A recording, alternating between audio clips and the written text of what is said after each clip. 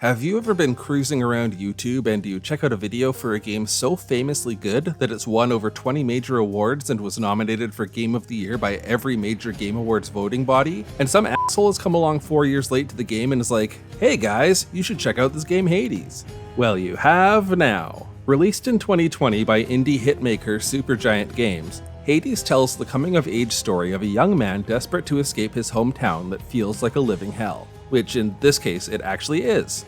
Ripped from the pages of Greek mythology, you play as Zagreus, whose father is Hades, god of the underworld, making you heir to hell and history's first Nepo baby. Your pet dog is the three-headed Cerberus, you're pals with famous figures such as Achilles and Sisyphus, and you're aided in your escape attempts by a pantheon of extended family Olympian gods, like Hermes, the fast one, Poseidon, the wet one, and Zeus, the horny one.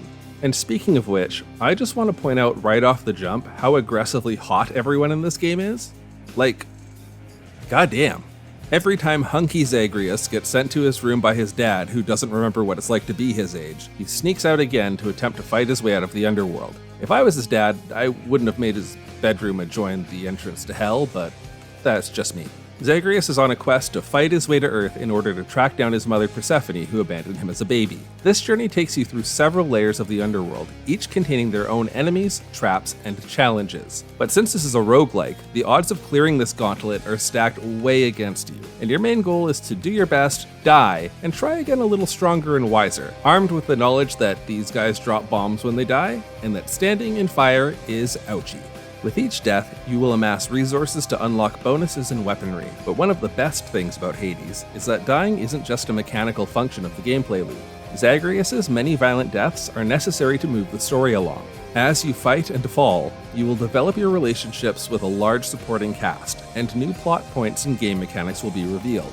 In contrast with other roguelikes, which can feel like pushing a boulder up a hill only to have it roll back over you, I was never frustrated when I lost a run and Zagreus had to drag himself out of a pool of blood, because death feels like a welcome and necessary part of the process of advancing through the story. On top of this, the upgrades you unlock between runs make you tangibly more powerful, and there's basically no way to beat this game without dying a lot first, unless you yourself are some kind of god. Also, if I didn't die, how would I bring back enough of these sparkly things I collected so that I could unlock these nifty punching gauntlets? In addition to gauntlets, Hades has 5 other weapons you can choose from: sword, bow, spear, shield, and gun, for some reason. Each weapon has its own playstyle to adapt to, with further variety once you are able to unlock different versions of each weapon. The weapon variety is one of the strongest gameplay features in Hades, because being able to frequently switch things up keeps the game fresh even when you're dozens of runs into your journey. Further good news for potential Hades players is that the control fluidity for combat is buttery smooth. Simplistically, each weapon has a main attack, a special attack, and a dash attack. Additionally, Zagreus can cast spells at folks and call down aid from Olympic gods. Controller inputs feel very responsive, and because there are so many different weapons, there are different fighting rhythms to lock into, and each of them are intuitive and fun. Hades is easily the most I've enjoyed slapping enemies around for 36 hours. I'm confident that after a brief adjustment period, you'll be gliding around the level wreaking absolute havoc, sometimes via your completely thematically appropriate rocket-propelled grenade launcher. There's a pretty good variety of enemies to contend with that each have their own bag of tricks to confound you in your early playthroughs. Tartarus contains your early game run-of-the-mill goons who have a decent variety of different attacks. Asphodel is where you generally deal with a lot of projectiles getting lobbed at you constantly.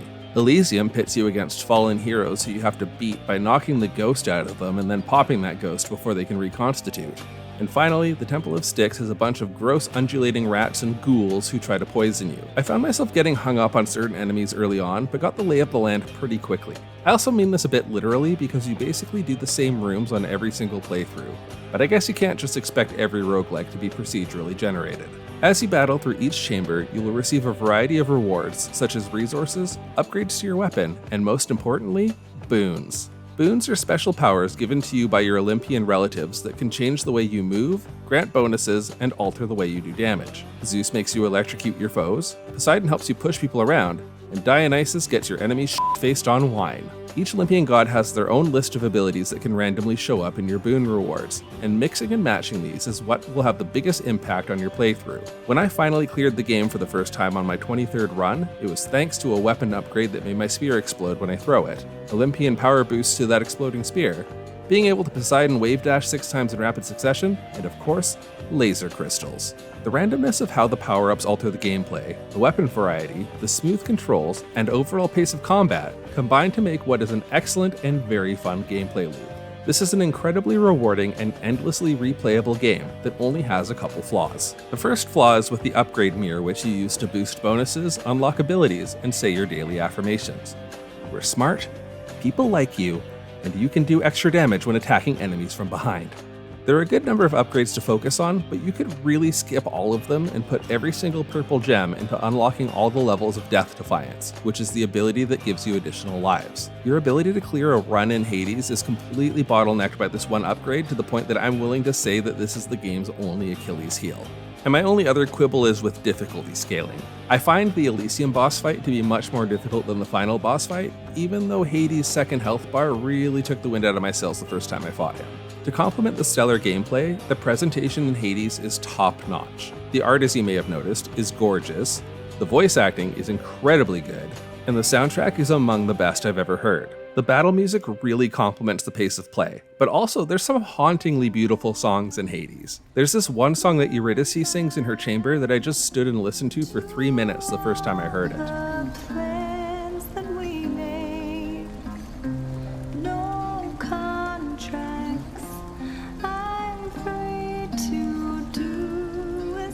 I really enjoy Zagreus' relationships with the supporting cast, such as the love-struck Gorgon Heddusa, Skelly the skeleton who you beat the shit out of to test your weapons, and even his relationship with his father. And on the subject of Zagreus himself, the voice actor for the main character is so good. It's such a treat to play as a protagonist who is charming and sardonic instead of sulky and brooding. Kratos. The story in Hades seems like almost an afterthought at first, but as you clear the game multiple times, you unravel a bit more about the mystery of your mother's disappearance and the stakes surrounding your dad trying to keep you from her, causing things to get a lot more interesting as you amass more hot Olympian goss. The sweet ambrosia of Afterlife Tea Time. I've played a couple of roguelikes for this channel, Dead Cells and Binding of Isaac, and loved them both. If I were to describe where Hades falls in the pantheon of roguelikes, I'd place it squarely in the middle of these two games. Hades doesn't rely on randomness as heavily as Binding of Isaac, nor does it rely as wholly on elite gamer skills with a Z, like Dead Cells does. It's the perfect middle-of-the-road roguelike and is probably my favorite of the three, and the one I would recommend to someone dipping their toe in the genre. I feel like I've mostly just summarized the selling points of this game, which is what happens when everything in the game works this well. I don't have much in the way of nuanced critique because Hades excels at everything it sets out to do and is just incredibly fun. And Hades is the most fun when you've gotten good at it and can routinely clear runs, where the focus switches from clawing your way through to experimenting with new abilities and weapon aspects. And to keep things from getting stale, you can juice up the difficulty after your first clear in order to achieve additional rewards. The beating heart of this game is the desire to keep going and improving, no matter how many times you get murdered by your own father. Stupid boy. I told you nobody gets out of here, whether alive or dead.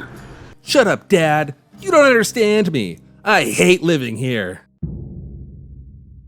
It's time to answer the question, would I play this game if I weren't destined to do so? For Hades, the answer is such a resounding yes that I'm using the Platinum Trophy to denote my endorsement. I clocked over 30 hours in this game and easily have at least another 20 more in me to finish everything I want to do. Every aspect of this game is a masterclass in game design, from the combat to the gameplay loop to the art. Play Hades. And then also probably play Hades 2 when that comes out.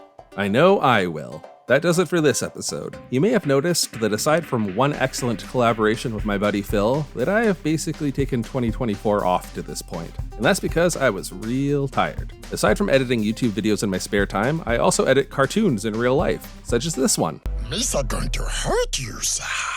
Darth Jar Jar? And that's a lot of editing. I hit a crossroads because while I've been reviewing all these randomly assigned games, I've barely touched my gaming backlog in the last 3 years, which if you include my wishlist, stands at 108 games. So instead of quitting YouTube so I can game, I'm going to direct the RNG at my backlog and review the games that interest me that I just haven't gotten around to yet. I'm looking forward to exploring some exciting titles and then telling you all about them. Until next time, remember that you can take the boy out of hell, but you can't take the hell out of the boy. And I'll see you all soon on Random Game Reviews.